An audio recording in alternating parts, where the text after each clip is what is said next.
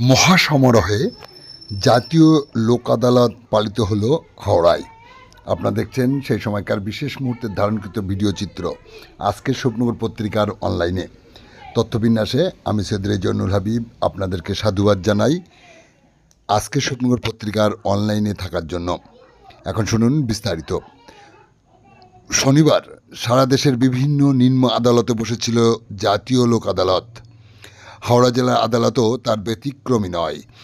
এদিন হাওড়া জেলা ও দায়রা বিচারক, জেলা আইনি পরিষেবা কেন্দ্রের চেয়ারম্যানও শ্রী অভিজিৎ সোমের নেতৃত্বে জেলা আইনি পরিষেবা কেন্দ্রের সচিব শ্রীমতী আরশেয়া মুস্তাকের পরিচালনায় বেঞ্চগুলো বসেছিল।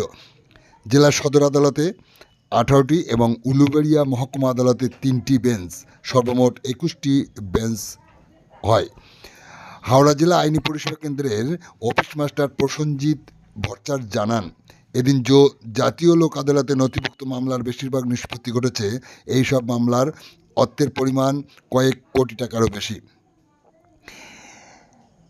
হাওড়া জাতীয় লোক আদালতে 7 নম্বর বেঞ্চে অবসরপ্রাপ্ত বিচারক শ্রী সুভাষিস ঘোষালের নেতৃত্বে 3 সদস্যের বেঞ্চ ছিল। এই বেঞ্চে সমাজকর্মী হিসেবে বেঞ্চ মেম্বার হয়েছিলেন কলকাতা হাইকোর্টের নন অ্যাডভোকেট মিডিয়েটর ও আইনি সংবাদদাতা মোল্লা জসিমউদ্দিন এবং আইনজীবী মোহাম্মদ আরিফ। এই বেঞ্চে বন্ধন ব্যাংকের ঋণখেলাপিদের নিয়ে শুনানি চলে। এই বেঞ্চে বেশিরভাগ মামলা নিষ্পত্তি ঘটেছে। এছাড়াও 2 নম্বর বেঞ্চে অতিরিক্ত জেলা ও দায়রা বিচারক প্লাবন মুখার্জির নেতৃত্বে রাজ্য বিদ্যুৎ পর্ষদের মামলাগুলি এবং 12 নম্বর বেঞ্চে অবসরপ্রাপ্ত বিচারক শ্রী অসীম দেবনাথের নেতৃত্বে বেঞ্চে ইউকো ব্যাংক এবং পশ্চিমবঙ্গ গ্রামীণ ব্যাংকের মামলাগুলি নিষ্পত্তি ঘটে। হাওড়া জাতীয় লোক আদালতের সচিব শ্রীমতী আরশেয়া মুস্তাক জানিয়েছেন, হাওড়া জেলা জুড়ে বিভিন্ন বেঞ্চে সমাজকর্মী হিসেবে যারা সদস্য ছিলেন তারা হলেন শ্রী জহর দাস, প্রাক্তন সদস্য প্রাক অলিম্পিক ভারতীয় ফুটবল দল, শ্রীমতী অপরাজিতা দাস, ট্রান্সজেন্ডার সম্প্রদায়ের অধ্যাপক, শ্রীমতী মহেশ্বেতা মুখার্জি, কর্মকর্তা দুর্বার মহিলা সমবায় সমিতি, ডক্টর মনোরঞ্জন দেয়াসী, প্রাক্তন senior medical officer, NCIS medical college ও হাসপাতাল, মামুন আক্তার, মোহাম্মদ ইমতিয়াজ আহমেদ, সম্পাদক সংকল্প টুডে প্রমুখ। হাওড়া জেলা আদালতের অন্যান্য বেঞ্চে ট্রাফিক আইন, money suit, title suit, bank NGR, বিদ্যুৎ title suit, UCO bank, motor দুর্ঘটনা প্রভৃতি বিষয়ক মামলার নিষ্পত্তি ঘটে এদিন।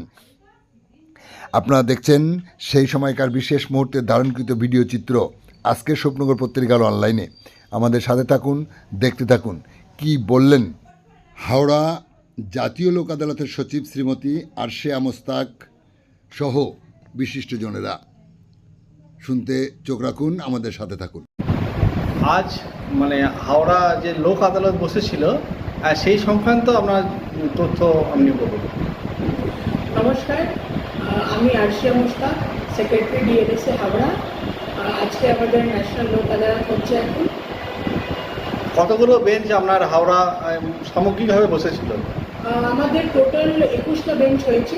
হ্যাঁ। আপনার 18টা বেঞ্চ হয়েছে হাওড়া সদর কোর্টে আর 3টে হয়েছে উলুবেড়িয়া সাব ডিভিশন কোর্টে। হ্যাঁ, এই কি সংক্রান্ত মামলাগুলো আজকে হয়? আজকে যেগুলো মামলা লিস্টে উঠেছে সেটা হচ্ছে ইলেকট্রিসিটি ম্যাটার, তাহলে আপনার মোটর অ্যাক্সিডেন্ট ক্লেম কেসেস, আপনার ট্রাফিক চালান কেসেস হয়েছে, কিছুটা সিভিল মামলা হয়েছে, ব্যাংক লোন কেসেস হয়েছে, এই ধরনের মামলা উঠেছে। এই লোক আদালতে দেখলাম সোশ্যাল ওয়ার্কার হিসাবে সমাজে বিভিন্ন স্তরের মানুষ, যেমন এক্স ফুটবলার থেকে আরম্ভ করে আপনার রিপোর্টার, শিক্ষক, NGO, বিভিন্ন এই যে বেশি বেশি যোগদান, এখানে আপনাদের কি বার্তা দিতে চাইছেন? লোক আদালতে যে এরা যুক্ত হয়েছেন তাতে মামলার গতি এবং তার সঙ্গে যে সমাধান সেগুলো কি ই হচ্ছে? আমরা সবাইকে একসাথে একটা রুফের আন্ডারে নিয়ে এসেছি। আমাদের judicial officer, retired judicial officer, social worker, আপনার টিচার, বিভিন্নভাবে NGO থেকে সবাই মিলে একসাথেই আমরা সব কেসগুলোকে সেটেল করার চেষ্টা করব। আপনার নাম ও পরিচয়? আমার নাম হচ্ছে আরশেয়া মুস্তাক, আমি হচ্ছে secretary, district legal services authority Howrah. আজকে তো সারা দেশব্যাপী জাতীয় লোক আদালত বসেছে রাজ্যের বিভিন্ন প্রান্তে। হাওড়া লোক আদালতে আপনি অর্থাৎ জহর দাস, যিনি প্রাক অলিম্পিক ভারতীয় ফুটবল দলের সদস্য এবং ইস্টবেঙ্গল মোহনবাগানে খেলেছেন, তা সেই জায়গায় দাঁড়িয়ে এই বেঞ্চ জাজ হিসাবে আপনার কি অনুভূতি? না, এইরকম অনুভূতি আমাদের কাছে নতুন। আমরা খেলা মাঠের লোক, খেলা শেষে প্রাইজ দেওয়ার সময় কিছু বক্তৃতা করি নিজের অভিজ্ঞতা থেকে, কিন্তু এটা একদম নতুন ধরনের অভিজ্ঞতা, যেখানে লোকেদের পানিশমেন্ট হয়েছে সেই পানিশমেন্টটাকে কিছুটা লাঘব করার জন্য এই আদালতটা। আমার সঙ্গেই একজন জাজ রয়েছেন আর একজন অ্যাডভোকেট রয়েছেন, তাদের সঙ্গে বেশ কিছু জিনিস আমরা জানতে পারছি। যেমন জানতে পারছি লোকেদের নানান রকম অসুবিধে ছিল, সেই অসুবিধের জন্যে এই পানিশমেন্টটাকে কীরকমভাবে লাঘব করা যায় তারই একটা প্রচেষ্টা হলো এই লোক আদালত। আমার কাছে নতুন জিনিস, সুতরাং এই বেশি অভিজ্ঞতার থেকে আমার বরঞ্চ একটু খারাপ লাগছিল যে লোকেরা নানান রকমভাবে রিকোয়েস্ট করছিল, কিন্তু সেটা জাজ হয়ে অনেক সময় রাখা যাচ্ছিল না।